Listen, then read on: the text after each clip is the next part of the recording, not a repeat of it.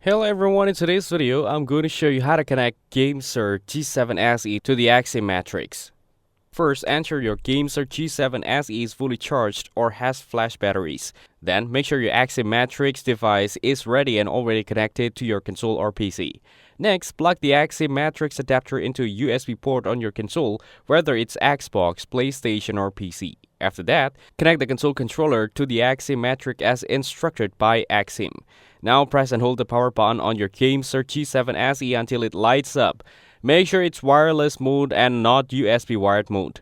Then, open the XIM Matrix, enter button pairing mode if needed. Now press the pair button on your Gamesir G7 SE, usually a small button on the back or top. Wait for the LED indicator to stabilize, which shows the pairing was successful. After that, open the XIM Manager app on your PC or mobile device. Here, map the buttons, triggers, and sticks to your preference. Then, save the configuration and test the input. Finally, launch a game to verify the movement, aiming, and buttons response correctly. If necessary, make minor adjustments in XIM Manager to perfect the setup. That's it. Thanks for watching. Don't forget to like and subscribe for more videos.